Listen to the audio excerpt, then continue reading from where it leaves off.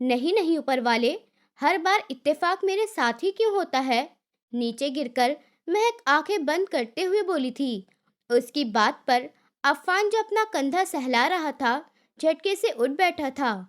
रिश्ता पक्का हो गया है तुम्हारा, शादी होने वाली है। अब तो अपने अंदर जरा कुछ तमीज और गंभीरता ले आओ। अफान दांत पीसते हुए, मैंने अब क्या किया है? वो मुंह बनाते हुए बोली थी। तुम्हारे अंदर अकल नाम की कोई चीज है भी या नहीं? अफान ने गुस्से से कहा था। महक शर्मिंदगी से अफान खान जदा को देखने लगी। मुझे लगा था कि आफरीन है। वो खड़े होकर नजरें झुकाती हुई बोली थी। अगर आफरीन भी थी तो तुम क्या इस तरह कूदोगी? उस बेचारी की तो हड्डी पसली एक हो जाएगी। शादी होने वाली है तुम्हारी, अब तो अपने दिमाग के अंदर अकल ले आओ। ये सब शादी के बाद नहीं चलेगा। अफान खान जदा ने सीरियसली कहा था।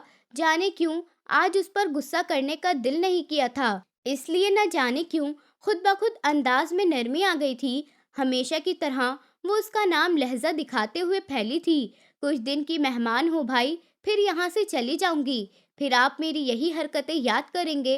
अफान खान जदा का लहजा देखकर वो आम दिनों की निस्बत आज लाड से बोली थी, तो अफान के दिल में कुछ बुरी तरह चुभा था। याद तो शायद हमेशा ही रहने वाली थी। और तुम्हें ये खुशफहमी क्यों हुई कि तुम मुझे याद आओगी? एक बार तुमसे जान छूट जाए, फिर मैं मुसीबत टलने के सदके दूंगा। अफान गंभीरता से बोला था, जबकि ये बात महक को बहुत बुरी तरह दिल पर लगी थी। वो एक नज़र अफान को देखकर उसकी बराबर में से निकलने ही लगी थी जब अफान ने उसे रोका था। अफान को उसकी खामोशी से यूं चले जाना कुछ अच्छा नहीं लगा था। दिल किया वो थोड़ी देर और बहस करे, जैसे हमेशा किया करती थी। चुप क्यों हो गई? क्या हो गया? आप मुझे पसंद नहीं करते, मैं भी आपको पसंद नहीं करती। मेरा मतलब, आपकी डांट को मैंने हमेशा आफरीन की तरह आपको अपना भाई ही समझा है, मगर आपने कभी मुझे आफरीन की तरह अपनी बहन नहीं समझा। वो अफसोस से कहती हुई कमरे से निकल गई। महक की इस बात पर अफान के चेहरे पर जख्मी मुस्कुराहट फैली थी। बिल्कुल ठीक कह कर गई थी वो। अफान ने सच में उसे कभी अपनी बहन समझा ही नहीं था। नींद तब आनी नहीं थी, इसलिए वो आफरीन के कमरे से निकल गया था। ऐसी क्या इम्पोर्टेंट बात है शबीना, जो तुमने सबको जमा कर लिया है? नसीम साहब ने डरते डरते पूछा था। अपनी वाइफ से उन्हें हमेशा डर ही महसूस होता था। कमरे में दादाजी के साथ मरियम, सलमान, सभी लोग मौजूद थे। शबीना बेगम ने सबको जमा तो कर लिया था, मगर अब बात कैसे करें, ये उनकी समझ में नहीं आ रहा था। फिर एक गहरी सांस लेते हुए खुद को बोलने के लिए तैयार भी कर लिया था। मैं यहाँ पर अपने अफवान के लिए बात करने आई हूँ। परसों राबिया महक का रिश्ता मांग कर गई है और आप सब लोगों ने हाँ कर दी थी, बिना किसी से राय मशवरा किए। मगर मैं इस रिश्ते के लिए राजी नहीं हूँ। मैंने महक को हमेशा अपने अफवान के लिए देखा है। अगर मुझे पहले से पता होता कि आप लोग महक के रिश्ते के लिए इतनी जल्दी करेंगे, तो मैं पहले ही रिश्ता मांग लेती। शबीना बेगम की ये बात कहने पर सब लोग एक दूसरे को हैरत से देखने लगे थे। दादाजी के माथे पर बल पड़े थे। महक पर पहला हक मेरा है अब्बा जी। अफान आपका खून है, उससे ज्यादा अहमियत आप अपने नवासे को नहीं दे सकते। शबीना बेगम डायरेक्ट इमोशनल ब्लैकमेल पर आई थी। शबीना, तुम्हारा दिमाग तो ठीक है, तुम क्या बकवास कर रही हो? नसीम साहब हल्की आवाज में गुर्राए थे जब शबीना बेगम ने उन्हें खामोश रहने का इशारा किया था। ये बात आप पहले ही कर लेती भाभी, अब हम राबिया को जबान दे चुके हैं। सलमान साहब ने अफसोस से कहा था। हाँ तो क्या हुआ? हाँ नामे भी तो बदल सकती है ना सलमान, रिश्ता ही हुआ है, अभी शादी तो नहीं हुई। और वैसे भी अपने खानदान के अंदर ही बात हुई है, कहीं बाहर भी नहीं, और राबिया भी समझ जाएगी। शबीना बेगम ने अपना फैसला सुनाया था। बहू, अपना दिमाग ठीक करो। अफान हमारी जान है, मगर हम एक बार अपनी जबान देने के बाद मुकरते नहीं हैं। हम महक का रिश्ता फैजान से तय कर चुके हैं। जहाँ पर तुम राबिया को समझदारी का इशारा दे रही हो, वहाँ तुम खुद को समझदार करो और दोबारा ऐसी बात सोचना भी मत। दादाजी ने अपना सर झटका था और वहीं नसीम साहब भी अपनी वाइफ को देखते हुए अफसोस से कमरे से निकल गए थे। शबीना बेगम आंसू पोंछते हुए कमरे में आई थी। मिल गया सुकून बेइज्जती करवाकर। कितना समझाया था मैंने तुम्हें शबीना कि ये ख्याल भी अपने दिमाग से निकाल दो। आफरीन के रिश्ते के लिए तुमने अफान का रिश्ता पेश कर दिया वहां पर। रिश्तों का लिहाज ही खत्म हो गया है तुम्हारे अंदर से। गुस्से से कहते हुए नसीम साहब कमरे से निकल गए थे, जबकि एक और दुख शबीना बेगम के साथ जुड़ गया था कि फैजान की अहमियत उनके बेटे से ज्यादा थी।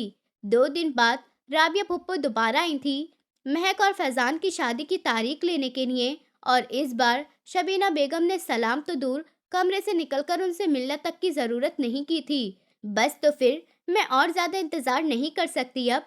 आप मेरी महक को मुझे दे दीजिए। इसी महीने की आखिरी तारीखों में शादी की डील फाइनल कर लूं। राबिया फुप्पो ने दोबारा कहा तो सब लोग मुस्कुराने लगे। महक उनके पास बैठी थी। अफान खान ज़्यादा उसे ही देख रहा था। वो शर्मा रही थी। ये रूप तो उसने महक का पहली बार देखा था। तुम कितने खामोश बैठे हो अफान? फुप्पो ने उससे पूछा था।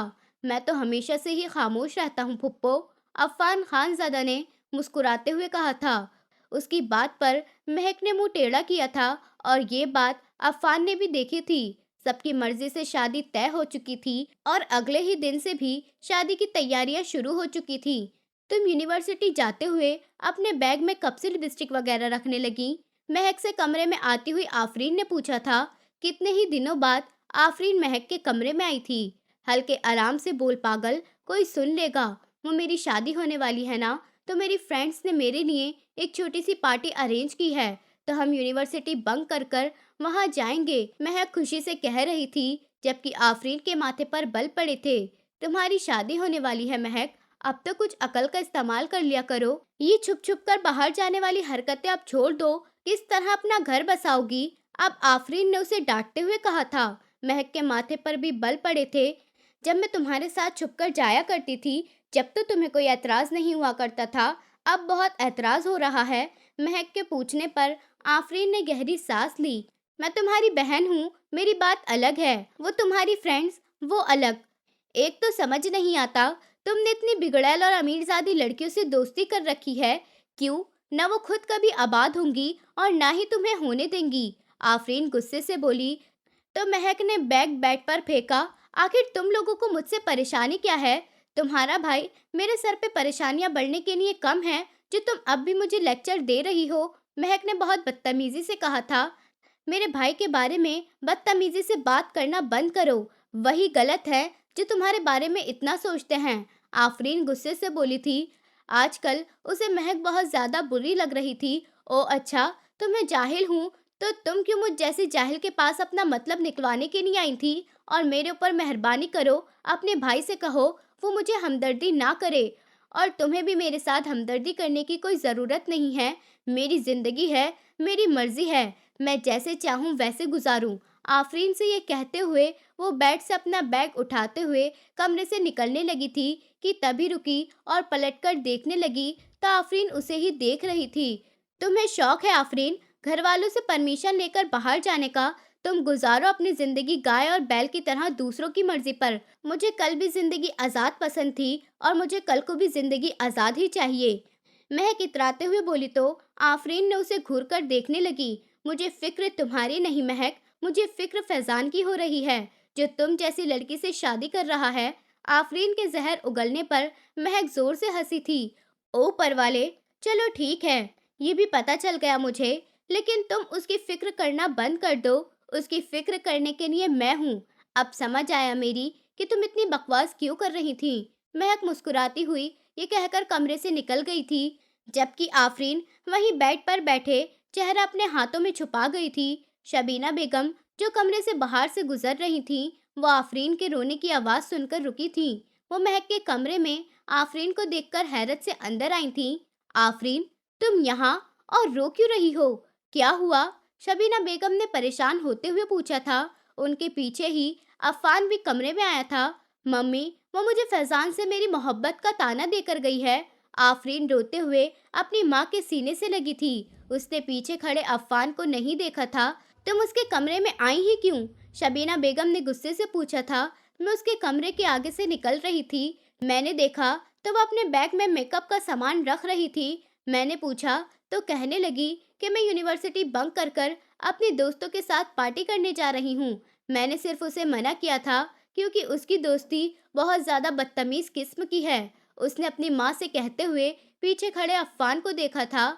अफ़ान को ये सुनकर गुस्सा आया था। इसकी आवारगी तो मैं आज ही बंद करवाऊंगी। अब्बा जी से बात करूंगी कि जब तक इस घर में है तो इज्जत से गुजार ले, फिर चाहे बाहर जाकर मुंह काला करे या कुछ भी करे। इसकी बदमाशियों पर लोग मेरी बेटी पर भी उंगली उठाएंगे। शबीना बेगम कहती हुई गुस्से से खड़ी हुई थी।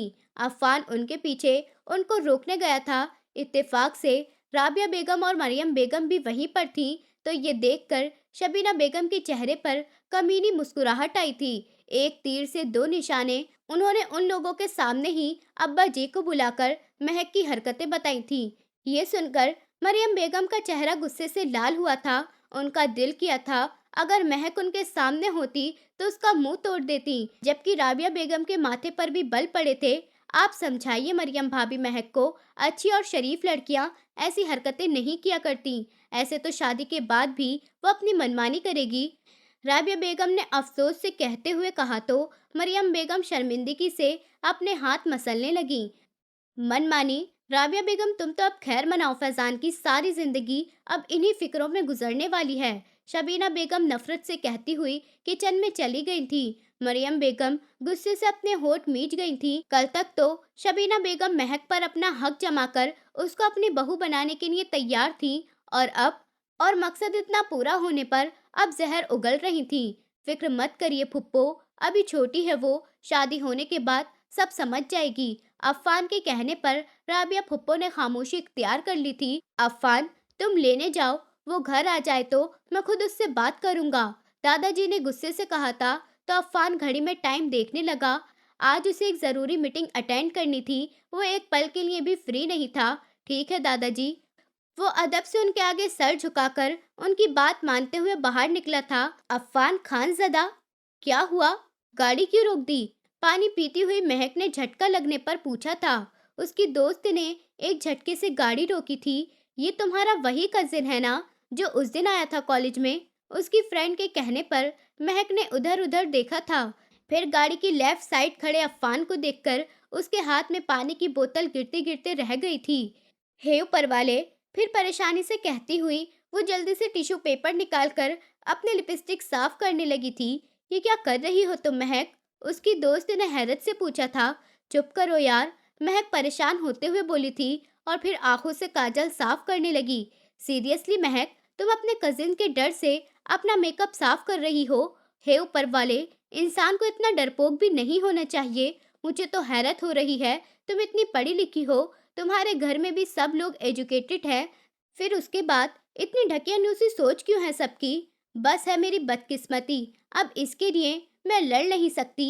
ये कहते हुए महक ने जल्दी से अपने गालों से ब्लश भी साफ किया था। तुम्हें अपने हक के लिए लड़ना चाहिए महक। अगर तुम आज नहीं लड़ी तो कल को शादी के बाद भी तुम दबकर रह जाओगी, उसकी दोस्त ने गुस्से से कहा था। महक ने उसकी बात को इग्नोर किया और अपने बाल सही से बांधकर चादर लपेटकर हल्के हल्के कदमों से गाड़ी से निकलकर अफ़ान की गाड़ी तक आई थी। उसकी फ्रेंड माथे पर बल डाले गाड़ी के अंदर बैठे ये सब देख रही थी। पानी की बोतल जो गाड़ी के डैशबोर्ड पर रखी थी वो लड़खड़ाकर नीचे गिरी थी। महक ने बड़ी धीमी आवाज में अफ़ान को सलाम किया था। अफ़ान ने उसका सलाम का जवाब देने के बाद गाड़ी में बैठने का इशारा किया था। महक गाड़ी में बैठने लगी थी, मगर कदम वहीं पर रुक गए जब उसने अफ़ान को उसकी फ्रेंड की गाड़ी की तरफ बढ़ते हुए देखा। तो अफ़ान को अपनी गाड़ी की तरफ आते हुए देखकर उसकी फ्रेंड भी गाड़ी से बाहर निकल आई थी।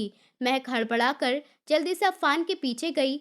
मैंने महक से कहा था, लेकिन महक ने मेरी बात नहीं मानी। अब मैं डायरेक्ट आपसे कह रहा हूँ, आप महक से दोस्ती नहीं रखोगी, ना वो आपके साथ कहीं आएगी और ना ही जाएगी। आप महक से दूर रहना, वरना मजबूरन मुझे एडमिन के पास जाना पड़ेगा, अफ़ान ने सख्ती से कहा था। महक की फ्रेंड के गुस्से से माथे पर बल आए थे। बच्ची नहीं है महक, बालिग है, उसको भी अपनी मर्जी से जिंदगी जीने का हक है। आप महक को तो अपने इशारों पर चला सकते हैं, मगर मुझे नहीं चला सकते। अफ़ान गुस्सा होते हुए मेज गया और फिर हाँ में हिलाते हुए पीछे पलटा था। तो महक उसके पीछे ही खड़ी थी। अफ़ान ने गुस्से से उसका हाथ पकड़ा और गाड़ी की फ्रंट सीट पर धक्का दिया था। ये सब कुछ उसकी फ्रेंड गाड़ी के बाहर खड़ी हुई देख रही थी। अफ़ान ने गाड़ी में बैठकर गाड़ी स्टार्ट की। महक का चेहरा अब तक गुस्से से लाल हो चुका था। महक की बर्दाश्त की हद पार हो रही थी। पहले घर पर वो आफरीन की बातें और ये अब अफ़ान का हक जताना। ये आपने बिल्कुल भी ठीक नहीं किया अफ़ान भाई। पहली बार उसने अफ़ान के सामने ऐसी बात की थी। अफ़ान ने चौंक कर उसे देखा। गुस्सा तो पहले ही उसे बहुत आ रहा था, ऊपर से महक की इस बात ने आग लगाई थी। मेरी बहुत गलत सोच थी तुम्हारे बारे में। मैं सोच रहा था कि तुम मोहब्बत से बदल जाओगी, लेकिन मैं गलत था। मत सोचिए आप मेरे बारे में प्लीज़। थक गई हूँ मैं। मेरी ज़िंदगी है, मेरी मर्ज़ी है। मैं इसको जैसे चाहे गुज़ार सकती हूँ। आप कौन होते हैं मेरे ऊपर यूँ हुक्म चलाने वाले? आप मेरे बाप नहीं हैं। महक इंतहाई गुस्से में बोली थी, जबकि अफ़ान के अल्फाज गले में ही अटक गए थे। महक ने इतनी बदतमीज़ी अफ़ान से पहली बार की थी। वो खुदगर्ज़ ज़रूर थी, मगर बदतमीज़ कभी नहीं थी। महक, तुम्हें अंदाज़ा भी है तुम किससे क्या बात कर रही हो और किस अंदाज में कर रही हो? अफ़ान ने दाँत पीसते हुए पूछा था। मुझे पता है, मैं अफ़ान खानज़दा से बात कर रही हूँ। मैं आपकी मोहब्बत इज़्ज़त करती हूँ, मगर मेरी ज़िंदगी में कोई टांग अड़ाए तो ये मैं बिल्कुल बर्दाश्त नहीं करूँगी। ये मत करो, वो मत करो, यहाँ मत जाओ, वहाँ मत जाओ, इसके साथ मत बैठो, उससे बात मत करो। ये हक आपको किसने दिया कि आप मेरी दोस्तों की इंसल्ट करें? वो अब अफ़ान से लड़ने लगी थी और अफ़ान के पास अब अल्फाज नहीं बचे थे। अगर वो और कुछ कहता तो महक और ज़्यादा बदतमीज़ी करती। अफ़ान को अपनी पसंद पर बहुत अफ़सोस हो रहा था। गाड़ी घर के सामने रुकी तो अफ़ान ने अपनी नज़रें दूसरी तरफ फेर ली थीं। गाड़ी रुकते ही महक गाड़ी से बाहर निकली। घर के अंदर जैसे ही गई तो सामने ही दादाजी, राबिया फुप्पो, मरियम बेगम ये सब सामने ही बैठे थे। मरियम बेगम उसे देखते ही खड़ी हुई और उसके पास आईं। मम्मी, आप अफ़ान भाई से कह दीजिए कि वो मेरे किसी भी मामले में ना बोलें। आज उन्होंने मेरी दोस्त को उसने इतना ही कहा था जब मरियम बेगम का ज़ोरदार थप्पड़ उसके अल्फाजों को वहीं रोक गया था। गाल पर हाथ रखे वो नासमझी से मरियम बेगम को देखने लगी थी। मरियम बेगम ने उसका हाथ पकड़ा और खींचते हुए उसको कमरे में ले गई थी। तुम्हें शर्म नहीं आती महक? अब तुम इस तरह नाक कटवाओगी मेरी, इस तरह जलील करवाओगी मुझे। यूनिवर्सिटी बंक कर कर तुम कहाँ जाती हो? मुझे तो ये अंदाज़ा ही नहीं था कि तुम यूनिवर्सिटी बंक करती हो और बाहर आवारा लड़कियों की तरह घूमती हो, बदमाशियाँ करती हो। मरियम बेगम चिल्लाई तो महक आंखों में आंसू लिए उन्हें देखती रही। तो अब आप भी मम्मी आफरीन और अफ़ान भाई की ज़बान बोलेंगी? जहर उगलने के लिए सिर्फ शबीना ताई की ज़बान काफ़ी नहीं है क्या? मुझे अब ये समझ में नहीं आ रहा कि अगर मैं बाहर चली भी गई तो कौन सी कयामत आ गई। ज़माना अब बदल चुका है, ये मॉडर्न वर्ल्ड है मम्मी। अगर आप भी चूल्हा चौका करने वाली औरतों से बाहर निकले तो आपको पता चलेगा कि दुनिया किस कदर खूबसूरत है। तुम मरियम बेगम हैरान होकर उसे देखती रह गई। महक, मैंने तुम्हारी परवरिश इतनी आज़ाद होकर नहीं करी थी। ये कहते ही मरियम बेगम की आंखों में आंसू आ गए थे। उन्होंने गहरी सांस ली, आंसू साफ करते हुए खड़ी हो गई। महक का हाथ पकड़कर बोली, आज़ादी बुरी चीज़ नहीं है मम्मी, आज़ादी हमारा हक है। वो दौर गया अब जब औरतों को जानवरों की तरह घर में बांधकर रखा जाता था। अब की औरतें इस काबिल हैं कि मर्दों से कंधा मिलाकर चल सकें, लेकिन हमारे घर के मर्द ये करने को तैयार ही नहीं। सबकी नीच सोच ही है। अभी महक ने इतना ही कहा था कि जब मरियम बेगम ने एक और उसके मुंह पर जोरदार थप्पड़ मारा था। अपनी बकवास बंद करो महक, मैं और बकवास बर्दाश्त नहीं करूंगी तुम्हारी। जो लड़कियां तुम्हारी तरह हो जाती है ना, फिर उनकी लाश ही मिलती है, टूटी फूटी दरिंदगी का निशाना बन जाती है। और फिर जितना ही मॉडर्न जमाना हो चुका है ना, उतना ही खतरनाक भी हो चुका है। पहले का दौर तो फिर भी ठीक था, लेकिन ये तुम्हारे मॉडर्न वर्ल्ड में तो सबसे ज्यादा ये है कि लड़कियों को अपनी हिफाजत खुद करनी चाहिए, उन्हें खुद को बचाकर रखना चाहिए। अफसोस हो रहा है मुझे कि मैंने तुम्हारी परवरिश कैसे की है। शबीना भाभी बिल्कुल ठीक कहती हैं कि तुम्हारी तरबियत ठीक नहीं की गई। आफरीन तुमसे लाख गुना बेहतर है। वो जानती है कि उसे कितने दायरे में रहना है। ये कहते हुए मरियम बेगम पलटी थी। राबिया, जो दरवाजे पर खड़ी कब से महक की तेज चलती हुई जबान देख रही थी, बहुत कुछ सोचने पर मजबूर हो गई थी। वो मरियम बेगम के पलटते ही वो भी पलट गई थी। वो वहां पर और रुकने के बजाय अपने घर की तरफ निकल गई थी। उन्हें फैजान से बात करनी थी कि फैजान को अपनी पसंद पर और नजर रखने की और उसको समझाने की जरूरत है। महक जैसे सोच रखने वाली लड़की उनकी नस्ल को क्या ही आगे बढ़ाती। बिल्कुल ठीक कहती है मेरी फ्रेंड, इन लोगों ने डिग्रियां तो हासिल कर ली, मगर जीना नहीं आया। ए ऊपर वाले, किस खानदान में मुझे पैदा कर दिया आपने? वो सिसकते हुए बेड पर गिरी थी। उसको अपने आगे की जिंदगी बिल्कुल वीरान नजर आ रही थी। थोड़ी देर बाद उसने अपनी फ्रेंड को कॉल की थी, मगर उसकी फ्रेंड ने कॉल काट दी थी। उसने 2-3 बार उसको कॉल की, मगर फिर उसका नंबर बंद हो गया था। ये आपने बिल्कुल भी ठीक नहीं किया अफ़ान भाई। अब मुझे आपकी शक्ल से भी नफरत हो गई है। गुस्से से कहती हुई वो एक बार फिर अपना तकिए में मुंह छुपाकर रोने लगी थी। वो ऐसी नहीं है मम्मी, मैं उसको बहुत अच्छे से जानता हूँ। हाँ, बस थोड़े आज़ाद ख्याल की है वो भी, बस घर वालों की सख्ती की वजह से है। और ये जो आफरीन और शबीना मामी ने आग लगाई है ना, सब समझता हूँ मैं। ये सब वो इसलिए कर रही हैं ताकि मैं महक को छोड़कर आफरीन से शादी कर लूँ। फैजान गुस्से से बोला था। आधे घंटे से उसकी माँ उसको बराबर में बैठी महक की बुराइयां गिनवा रही थी। मेरा कुछ नहीं जाएगा फैजान, पछताओगे तुम ही आगे को जाकर। जो हालात मैं महक के देखकर आ रही हूँ ना, मुझे नहीं लगता कि तुम्हारी शादी उसके साथ ज्यादा दिन टिकेगी। राबिया बेगम परेशान होते हुए बोली थी। मम्मी, आप परेशान मत हो, मुझे उससे अच्छे से डील करना आता है। आपको उससे कोई शिकायत नहीं मिलेगी, मैं उसे संभाल लूंगा और वो समझ भी जाएगी। फैजान ने उन्हें समझाते हुए कहा, तो वो भी समझकर कमरे से बाहर निकल गई। उनके जाते ही फैजान ने अपना सर थामा था। महक, बड़ी हो जाओ यार, अब तो अपनी बेवकूफ़ियाँ छोड़ दो। और ये आफरीन की बच्ची, उसने कब से ये हरकतें करनी शुरू कर दी हैं? आफरीन को सोचकर उसके माथे पर बल पड़े थे। उसने महक को कॉल की, मगर पहले ही कॉल पर कॉल काट दी गई थी। मगर फैजान भी लगातार कॉल करता रहा और फिर 5वीं कॉल पर महक ने कॉल उठा ली थी। कॉल उठाते ही फैजान के कानों में महक के रोने की आवाज़ आई थी। अगर तुमने भी मुझे शरीफ लड़कियों की तरह समझने की कोशिश करने के लिए कॉल की है, तो मुझसे बात करने की ज़रूरत नहीं है। मैं ऐसी थी, ऐसी हूँ और ऐसी ही रहूँगी। तुम्हारे पास वक्त है, सोच लो, तुम्हें मुझसे शादी करनी है या नहीं। मैं मरी नहीं जा रही हूँ तुमसे शादी करने के लिए। महक ने अपना सारा गुस्सा फैजान पर निकाला था। फैजान उसकी बातों पर एकदम हंसा था। महक जो रोती हुई लेटी थी, वो उसके हंसने पर एकदम से उठ बैठी थी। तुम हंस रहे हो फैजान? महक ने गुस्से से पूछा था। तो क्या करूं, तुम्हारी इन बातों पर रोऊं? आज तो तुमने छोड़ने ही वाली बात कर दी है, पर अगर आगे से की ना तो तुम्हारा मुंह तोड़ दूंगा। और मैंने तुम्हें समझाने के लिए कॉल नहीं की है, बल्कि इसलिए की है कि तुम किसी की भी बात को अपने दिल पर मत लेना। मैं जानता हूँ तुम बहुत अच्छी हो, हाँ थोड़ी सी लापरवाह हो, पर कोई नहीं, शादी के बाद ठीक हो जाओगी। रही बात आज़ादी की, जिसके लिए तुम लड़ रही हो, तो थोड़े दिन कैद रह लो प्लीज मेरे खातिर। घर वालों की बात मान लो, फिर जब तुम मेरे पास आ जाओगी ना, तो मैं तुम्हें पूरी दुनिया घुमाऊंगा। जहाँ तुम कहोगी वहीं पर लेकर चलूंगा। अगर दोस्तों के पास जाने के लिए कहोगी तो वहाँ भी छोड़कर आऊंगा। आज से शादी तक जब जैसे घर वाले कह रहे हैं वैसे कर लो, और अगर ज्यादा ही नाटक हो रहे हैं तो अपने दोस्तों से शादी तक मिलने को मना कर दो। अब वो तुम्हारे खातिर इतना तो कर ही सकती है ना। फैजान ने उसको नरमी से समझाया था। अगर तुम शादी के बाद बदल गए और तुमने भी मेरे साथ वैसे किया जैसे घर वाले करते हैं तो? महक ने रोते हुए पूछा था। ए ऊपर वाले, महक बेबी, आप तो ऐसे पूछ रही हैं, ऐसे कह रही हैं जैसे मैं ये सब करूँगा और आप बर्दाश्त भी कर लेंगी। तो महक उसकी बात पर खिलखिलाकर हंसी थी। ठीक है, मैं तुम्हारे कहने पर सबको बर्दाश्त कर लूँगी, लेकिन आफरीन और अफ़ान भाई को बिल्कुल भी नहीं। तुम नहीं जानते ये लोग मुझसे कैसी बातें करते हैं। ज़हर लगते हैं मुझे ये लोग। पहले आफरीन नहीं लगती थी, मगर अब बहुत ज़्यादा लगती है।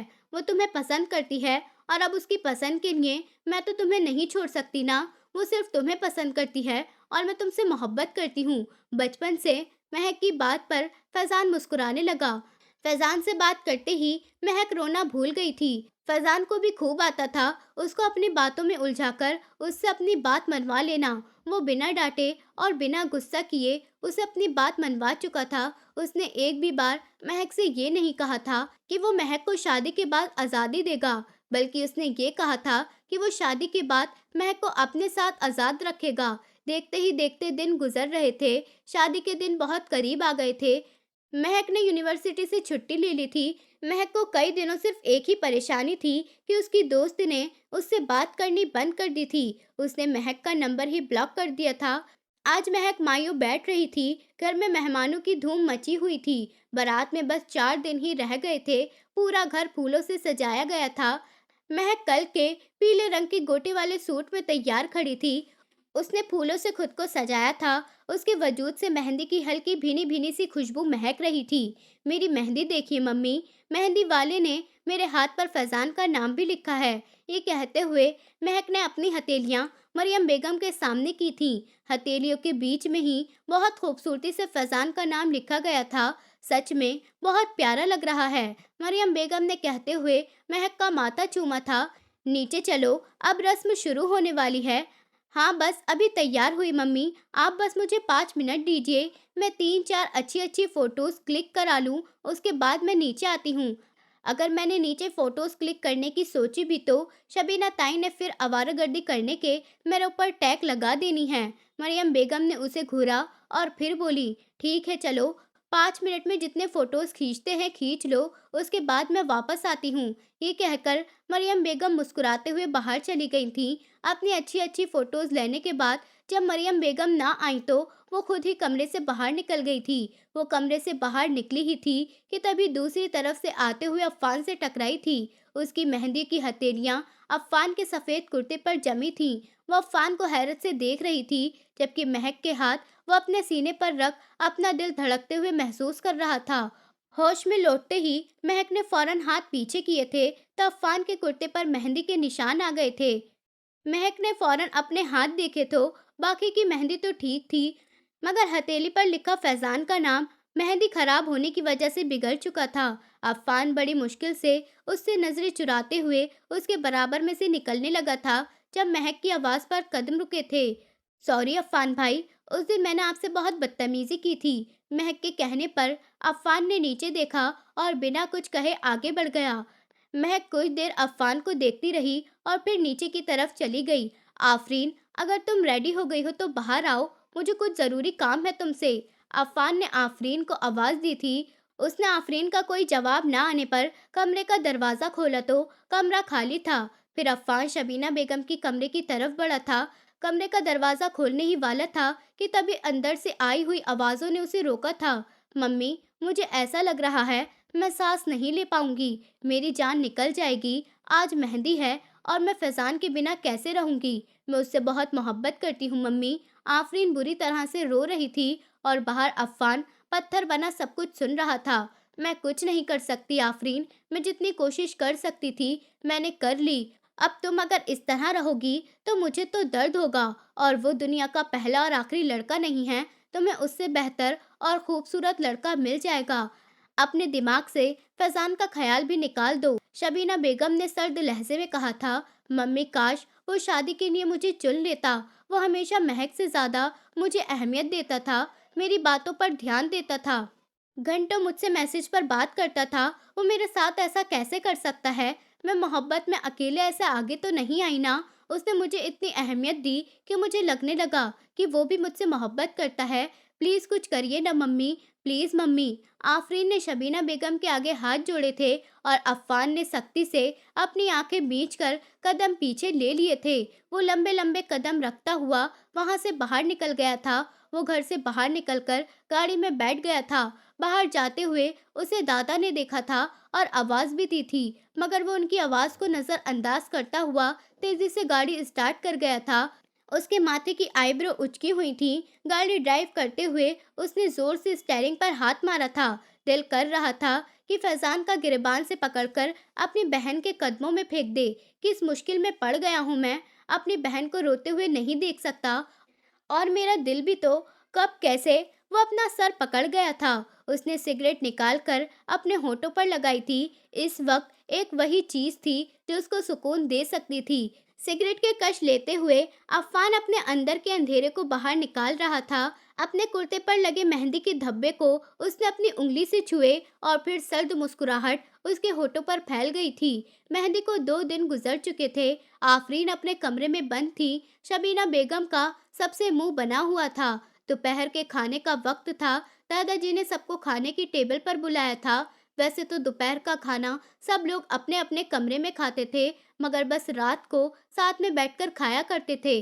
और आज दादाजी ने दोपहर में सबको यूं बुलाया था ताकि वो शबीना बेगम को राजी कर सकें। जो भी था थी तो वो उनकी बड़ी बहू ही।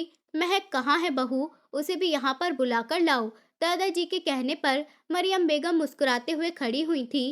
रात को थक कर सब लोग ऐसे सोए थे कि किसी को सुबह नाश्ते का भी ख्याल नहीं रहा था। उन्होंने महक के दरवाजे पर दस्तक दी, मगर उधर से कोई जवाब नहीं आया था। जब उन्होंने हल्के से कमरे का दरवाजा खोला तो महक कमरे में नहीं थी। महक, उन्होंने प्यार से पुकारा, मगर कमरा तो पूरा खाली था। उन्होंने वॉशरूम में देखा, पर महक वॉशरूम में नहीं थी। फिर उनकी नज़र वॉशरूम में पड़े माइयों की सूट पर जमी थी। ये लड़की मुझे फिर जलील करवाएगी। कितना कहा था मैंने इस लड़की से कि माइयों का सूट नहीं उतरता है। वो गुस्से से बड़बड़ाती हुई महक के कमरे से निकलकर नीचे आई थी। उन्होंने काम वाली से और नौकर चाकर घर में जितने भी थे, महक को लॉन में और पीछे वाले लॉन में सब जगह देखने को कहा था। सब लोग तेजी से सर हिलाकर महक को देखने के लिए गए थे। थोड़ी ही देर बाद सब लोग हाफते हुए वापस आए थे। बेगम साहिबा, महक बेबी कहीं पर नहीं दिखाई दी। उनके कहने पर मरियम बेगम के पसीने छूटे थे। उन्होंने फौरन अपने चेहरे को छुआ। दिल तेजी से धड़कने लगा था। मरियम बेगम जल्दी से अपने कमरे की तरफ भागी। उन्होंने अपना कमरा बंद किया और जल्दी से महक के नंबर पर कॉल लगाकर फोन अपने कान पर लगाया था। महक, ऊपर वाले के लिए मेरा फोन उठा लो। वो गुस्से से बड़बड़ा रही थी, मगर महक का फोन बंद जा रहा था। उनके होश उड़ने लगे थे। हे ऊपर वाले, मैं क्या करूंगी? ये लड़की बिना बताए कहाँ चली गई? सब लोग थू थू करेंगे, और अगर शबीना भाभी को गलती से भी पता लग गया तो पूरे खानदान में पर्चे छप जाएंगे।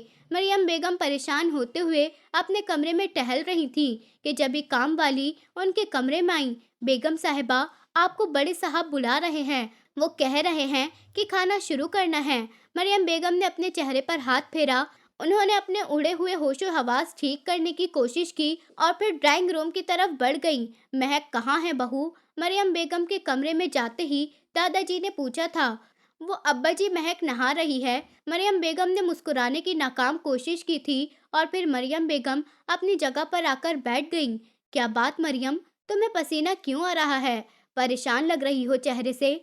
शबीना बेगम ने उनके हाथ कांपते हुए देखे तो फौरन पूछा। शबीना बेगम के कहने पर सब लोग मरियम बेगम को ही देखने लगे थे। नहीं भाभी, पसीना तो नहीं, बस थोड़ी तबीयत ठीक नहीं लग रही है मुझे। मरियम बेगम ने अपने चेहरे पर हाथ फेरा और फिर कांपते हाथों से चावल निकालने लगी थी। अब्बा जी और सलमान साहब की नजरें भी मरियम बेगम पर टिकी थीं। खाना शुरू करें, मरियम बेगम ने अपनी घबराहट छुपाते हुए कहा। तो सब लोगों ने खाना शुरू किया। इसी बीच अब्बा जी शबीना बेगम से कोई ना कोई बात करते रहे थे, जबकि अफ़ान इन सब के बीच बहुत ही सुकून से खाना खा रहा था। सबका खाना हो गया। आप सब लोग मेरे साथ कमरे में आ जाओ। वहाँ पर पुरानी एल्बम देखेंगे और साथ में कुछ बातें करेंगे। बहुत टाइम हो गया साथ में बैठे हुए। वैसे भी 2 दिन बाद महक रुखसत हो जाएगी, अब्बा जी ने नम लहजे में कहा था। तो शबीना बेगम ने नफरत से सर झटका। मुझे तो एक ज़रूरी मीटिंग में जाना है दादाजी, मेरी तरफ से सॉरी है, अफ़ान ने कहा था और फिर नैपकिन से अपना मुंह साफ करते हुए उठ खड़ा हुआ था। तो दादाजी ने उसे जाते हुए रोका नहीं था। दादाजी के कहने पर आफरीन और शबीना बेगम आने से मना नहीं कर पाई थी। महक अब तक तो फ्री हो गई होगी।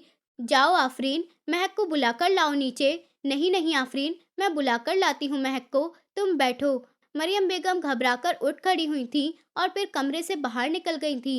मरियम बेगम के इस अंदाज ने सबको चौंका दिया था। जल्दी से घर वापस आ जाओ महक, वरना अगर तुमने आने में थोड़ी सी भी देर की तो सब खत्म हो जाएगा। मुझे और जलील मत करो, परेशानी से कहते हुए वो महक के कमरे में ही चक्कर काटने लगी थी।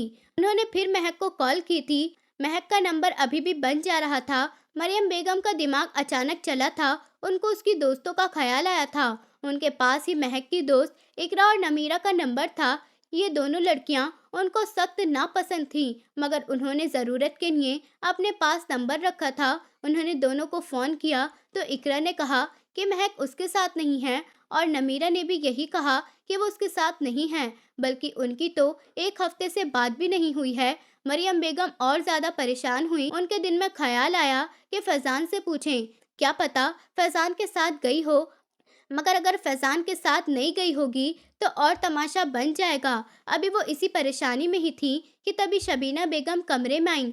क्या बात है, महक अभी तक नहीं नहाई है? शबीना बेगम ने कमरे में नज़र घुमाते हुए पूछा था। फिर उनकी नज़र वॉशरूम के खुले हुए दरवाजे पर फिर उनकी नज़र वॉशरूम के खुले हुए दरवाजे पर गई थी। वो दरवाजे के पास गई, दरवाज़ा और खोला तो सामने महक के माइयों के कपड़े लटके हुए थे। मरियम, महक कहाँ हैं? शबीना बेगम ने हैरत से पूछा था। पता नहीं भाभी, ये कहते ही मरियम बेगम की आंखों से आंसू निकलने लगे थे, जबकि शबीना बेगम का चेहरा भी तन गया था। क्या मतलब है मरियम, नहीं पता? उसके माइयों के कपड़े यहाँ पर लटके हुए हैं, वो तुम्हें बताकर नहीं गई है क्या? कहाँ जा रही है? शबीना बेगम ने मरियम बेगम के सामने आकर उनको झंझोड़ते हुए पूछा था। मरियम बेगम रोने लगी थी। शबीना बेगम ने अपने मुंह पर हाथ रख लिया था और अगले ही पल वो महक के कमरे से निकल गई थी और मरियम बेगम वहीं महक के कमरे में बैठी अपना माथा पीट रही थी। महक, तुम ये सब क्या कर रही हो? मेरा दिल कर रहा है कि तुम मेरे सामने आ जाओ और मैं तुम्हें जान से मार दूं। तुमने मुझे कहीं का नहीं छोड़ा। वो रोते हुए खुद से ही बातें कर रही थी कि इतने में नीचे सब लोग जमा हो गए थे। तो मरियम बेगम भी होश संभालते हुए नीचे की तरफ आई थी और उनके होश तो दोबारा तब उड़ गए थे जब उन्होंने नीचे फैजान और राबिया बेगम को भी देखा था। शबीना बेगम सबको इकट्ठा कर चुकी थी। मरियम, महक कहाँ हैं? दादाजी ने लाल आंखों से पूछा था। मुझे नहीं पता अब्बा जी। मरियम बेगम ने बेबसी से आंखें नीचे झुका ली थी। इसलिए कहती थी मैं अब्बा जी कि इतनी इजाजत मत दो। पूत के पैर पालने में नजर आते हैं। उसकी हरकतें आप सब लोगों को पता थी, फिर भी आप लोगों ने उसको खुली आज़ादी दी। शबीना बेगम ने गुस्से से कहा था, जबकि सलमान साहब गुस्से से मुट्ठी बीचे बैठे थे, जबकि नसीम साहब की हालत भी कुछ ठीक नहीं थी। तुम चुप हो जाओ शबीना। क्यों चुप हो जाऊं मैं? अभी भी मुझे ही चुप करवाएंगे? और वो महारानी सुबह से गायब है। आप लोगों ने ये सोचा है कि इस घर में मेरी भी बेटी है, और अगर महक की हरकतों के बारे में खानदान वालों को पता चला तो मेरी बेटी आफरीन का क्या होगा? कौन शादी करेगा आफरीन से? शबीना बेगम गुस्से से फट पड़ी थी और मरियम बेगम फूट फूट कर रो रही थी। फैजान जबड़े नीचे हुए खड़ा था। कहाँ जा रहे हो फैजान? राबिया बेगम ने परेशान होते हुए पूछा था। महक को देखने जा रहा हूँ, उसकी दोस्तों के घर। फैजान ने भी जवाब दिया था। तुम्हें उसकी दोस्तों का घर पता है? जी पता है, मैं उसे 2 बार लेकर गया था। ये कहकर फैजान वहां से बाहर निकल गया था। देख लो राबिया, तुम्हारा बेटा भी बराबर का जिम्मेदार है। वो भी उसे बाहर घुमाता फिरता रहा। यही वजह है कि वो इतनी बदतमीज हो गई है। अब बस, अब्बा जी मुझसे और बर्दाश्त नहीं होगा। महक अब जो आ जाए तो उसे आज ही रुखसत कर दीजिएगा। अगर बारात वाले दिन भी ऐसे ही उठकर चली गई तो क्या करेंगे आप? शबीना बेगम जहर उगलने से बाज नहीं आ रही थी। बस कर दीजिए भाभी, ऊपर वाले के लिए बस कर दीजिए, चुप हो जाइए। हम पहले ही बहुत परेशान हैं, आपकी बातें हमें और परेशान कर रही हैं। मरियम बेगम हाथ जोड़ते हुए बोली। तो शबीना बेगम तंजियाई मुस्कुराई। तुम्हें पहले ही ध्यान रखना था ना, अपनी बेटी को काबू में रखना था। अभी तो सिर्फ मैं ही बोल रही हूँ, कल को तो पूरे खानदान वाले बोलेंगे। शबीना बेगम गुस्से से बोलती हुई आफरीन का हाथ पकड़कर अपने कमरे में ले गई थी। मम्मी, महक कहाँ हैं? आफरीन ने परेशान होते हुए पूछा था। मुझे क्या पता कहाँ हैं, गुल खिला रही होगी कोई ना कोई आवारा लड़की। शबीना बेगम गुस्से से बोली थी तो आफरीन अपने दांतों में होंठ दबाती हुई कमरे में इधर उधर टहलने लगी थी। आफरीन ने फोन उठाकर महक के दोस्तों को मैसेज करना शुरू किया था। उसके पास में ही 2 दोस्तों का नंबर था, क्योंकि महक ने एक बार उसके फोन से उनको कॉल की थी। क्या कर रही हो? शबीना बेगम ने गुस्से से पूछा था। महक के दोस्तों को मैसेज कर रही हूँ मम्मी। क्या पता महक वहाँ पर हो, आफरीन ने परेशान होते हुए कहा था, जबकि शबीना बेगम ने उसके हाथ से फोन छीना था। खबरदार आफरीन, जो अगर तुम उसके मामले में पड़ी तो, और उसकी दोस्तों से अगर बात करने की कोशिश भी की तो मैं बिल्कुल भी बर्दाश्त नहीं करूंगी। अरे, तुम्हारी जबान पर महक का नाम भी नहीं आना चाहिए। अगर तुम उस लड़की का नाम लोगी तो उसकी संगत का असर तुम्हारे ऊपर भी पड़ेगा। शबीना बेगम के कहने पर आफरीन होठ मीट गई थी और बेड के किनारे पर बैठ गई थी। न जाने क्यों आफरीन का दिल परेशान हुआ था। कल रात ही तो उसने रो रो कर दुआ की थी कि ऊपर वाले महक को उसको रास्ते से हटा दे। तुम परेशान मत हो राबिया, महक बच्ची है, आ जाएगी। नसीम साहब ने राबिया को समझाते हुए कहा तो उन्होंने घूरते हुए अपने भाई को देखा था। मेरी तरफ से माफ़ी चाहती हूँ मैं, मगर मैं ऐसी लड़की को अपने घर की बहू नहीं बना सकती। अगर मुझे पहले पता होता कि लड़की इस कदर हाथ से निकल चुकी है तो मैं कभी भी इसका रिश्ता अपने फैजान के साथ नहीं करती और अपने फैजान को भी मना लेती। राबिया बेगम गुस्से से बोल रही थी। मरियम बेगम अफसोस से राबिया बेगम को देखते हुए अपने कमरे में चली गई थी। दोपहर से रात होने को आ गई थी, मगर महक अब तक घर वापस नहीं आई थी। फैजान सुबह से उसे ढूंढने के लिए मारा मारा फिर रहा था। मरियम बेगम की जान हलक में अटकी हुई थी। सब लोग लॉन्च में ही जमा हुए थे। जैसे जैसे वक्त बढ़ता जा रहा था, वैसे वैसे ही सबकी परेशानियां भी बढ़ती जा रही थी। जैसे ही अफान की गाड़ी का हॉर्न सुनाई दिया, अफान चेहरे पर थकान लिए घर में आया था, तो सबको लॉन्च में जमा हुआ देखकर ठिठक कर रुक गया था। क्या हुआ, सब ठीक तो है? अफान ने मुस्कुराते हुए पूछा था, मगर किसी के भी चेहरे पर मुस्कुराहट नहीं आई थी, क्योंकि बात ही कुछ ऐसी परेशानी वाली थी। क्या हुआ, सब ठीक तो है ना? उसने एक बार फिर पूछा था। महक चली गई है, ये कहते हुए दादाजी की आंखों से एक आंसू का कतरा गिर गया था। कहाँ चली गई है? अफान ने हैरत से पूछा था। हम सबकी इज्जत को खाक में मिलाकर पता नहीं कहाँ पर चली गई है। ये कहते हुए बूढ़े दादाजी की आंखों में से आंसू गिर रहे थे। नसीम साहब ने और सलमान साहब ने पुलिस में रिपोर्ट दर्ज करवाई थी, मगर पुलिस वालों ने एक दिन बाद रिपोर्ट दर्ज करने के लिए कह दिया था। क्या मतलब? आप लोगों ने मुझे बताया क्यों नहीं? मैं मरा तो नहीं था? अफान परेशान होते हुए कहने लगा था। अफान ने अपने हाथ की फाइल्स टेबल पर रखी थी। उसे ढूंढो अफान, वरना मेरी बरसों बनाई गई इज्जत मिट्टी में मिल जाएगी। मैं कहीं का नहीं रहूंगा। दादाजी रोते हुए बोले तो अफान उनके कदमों में बैठ गया था। अफान के चेहरे पर एक अजीब सी घबराहट फैल रही थी। मिल जाएगी दादाजी, आप इतनी फिक्र मत करिए, वो अपनी किसी न किसी दोस्त के घर पर होगी। ये कहते ही अफान खड़ा हुआ था, और तभी फैजान झुके हुए कंधों से घर के अंदर आया था। मरियम बेगम भागते हुए फैजान के पास आई थी। क्या हुआ फैजान, महक तुम्हारे साथ नहीं आई? कहाँ है महक? मरियम बेगम ने रोते हुए पूछा था। महक मुझे कहीं पर भी नहीं मिली मामी जान, और उसकी किसी दोस्त से भी उसके एक हफ्ते से बात नहीं हुई है। फैजान ने थके हुए अंदाज में कहा था। कहाँ जा सकती है वो? पापा जी, आपने सीसीटीवी कैमरा चेक करवाया? अफान ने पलटते हुए अपने पापा से पूछा था। हाँ, वो सुबह 11 बजे घर से निकली थी और चौकीदार के सामने घर से निकली थी। नसीम साहब ने कहा तो वो ड्राइवर तो साथ लेकर गई होगी ना? अफान ने फिर पूछा था। नहीं, कैब बुक करवा कर गई थी, और टैक्सी जिस एंगल से खड़ी हुई थी, सीसीटीवी कैमरा में उसका नंबर भी नहीं आया, क्योंकि वहां का कैमरा शायद खराब हो गया है। अपने पापा की बात सुनकर अफान ने परेशानी से अपना माथा मसला था। ना जाने वो किसी मुसीबत में होगी, कहाँ पर होगी? प्लीज उसे ढूंढे। सुबह से रात हो गई है, मेरी जवान बच्ची घर से बाहर है। मरियम बेगम अपने हस्बैंड के सामने रोते हुए आई थी। इस बार तो शबीना बेगम भी परेशान हुई थी। सुबह से तो वो ये समझ रही थी कि वो अपनी खुशी में घर से बाहर घूम रही है, मगर अब बात सच में परेशानी की थी। आप मेरे साथ पुलिस स्टेशन चलिए पापा, बल्कि ऐसा करिए, रुकिए, पुलिस खुद यहाँ पर आएगी और रिपोर्ट भी दर्ज करेगी, और अभी महक को ढूंढना भी शुरू करेगी। अफान ने कहते ही फोन अपने कान से लगाया था। पुलिस में अगर बात की जाएगी तो और बदनामी होगी। महक खुद अपनी मर्जी से घर से बाहर निकली है, अगर वो खुद वापस आएगी तो ठीक रहेगा, वरना हमारी ऐसे बहुत बदनामी हो जाएगी। दादाजी ने कहते हुए उसका हाथ पकड़ा था कि तभी दादाजी के बाई बाजू की तरफ दर्द उठा था। खुद को संभालिए दादाजी, और पुलिस को रिपोर्ट लिखवानी भी बहुत जरूरी है, वरना हम उसे कहाँ कहाँ ढूंढेंगे। अफान ने फिर कहा था। अफान, तुम अपने आदमियों से भी पता लगवा सकते हो, तुम्हारी सोर्स पुलिस से भी ज्यादा तेज है। तुम तो बेबस नहीं हो, ढूंढो उसे। दादाजी ने उससे तड़प कर कहा था। तो अफान ने अपने होठ मींच लिए थे। फिर हाँ में सर हिलाते हुए मैनेजर को कॉल करने लगा था। वो वापस आई तो जिंदा नहीं रहेगी, मैं खुद उसे अपने हाथों से दफन करूंगा। दादाजी रोते हुए फैसला करते हुए अंदाज में वहां से खड़े हुए थे। बाहर पूछने से अच्छा है आप लोग एक बार शबीना मामी से पूछ लें कि महक कहाँ पर है। दादाजी जो उठकर जाने लगे थे, फैजान की आवाज पर रुके थे। सब लोग सारी बातें भूलकर फैजान को देखने लगे थे। शबीना बेगम के चेहरे की रंगत उड़ गई थी। तुम्हारी इस बेहुदा बात का क्या मतलब है फैजान? अफान उसकी बात पर गुस्से से चिड़चिड़ाया था।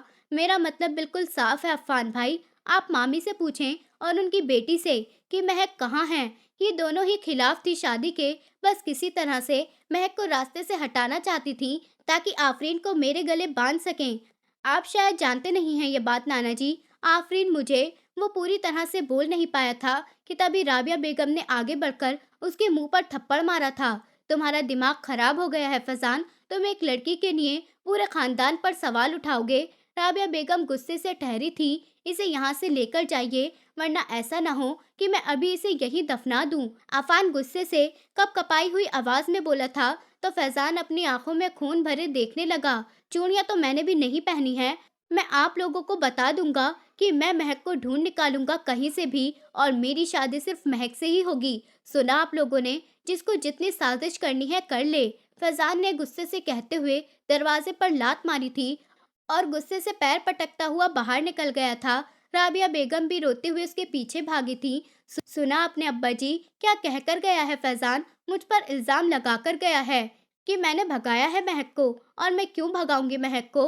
और उसकी हिम्मत कैसी हुई मेरी बेटी का नाम बीच में घसीटने की? शबीना बेगम रोते हुए चिल्लाई थी। आफरीन अपना चेहरा छुपाते हुए रोते हुए अपने कमरे में भाग गई थी। अभी सिर्फ महक को ढूंढने पर ध्यान दो। कौन क्या कह रहा है, इसे छोड़ दो। शबीना बेगम की बात को नजरअंदाज करते हुए दादाजी ने अफवान की तरफ देखा था। आप फिक्र मत करिए दादाजी, मैं ढूंढता हूँ महक को। दादाजी को यकीन दिलाते हुए अफवान वहां से निकल गया था। कहाँ हो सकती है महक? और महक को गायब करने के पीछे किसका हाथ हो सकता है? महक कब मिलेगी? महक की शादी अफवान से होगी या फैजान से होगी? कैसा लगा आप लोगों को आज का पार्ट? दोस्तों, उम्मीद करती हूँ आपको कहानी पसंद आई होगी। कहानी पसंद आई है तो वीडियो को लाइक करें, चैनल पर नए हैं तो चैनल को सब्सक्राइब करें, और हाँ, नोटिफिकेशन बेल को ज़रूर दबाएं ताकि अगली अपडेट सबसे पहले आपको मिले।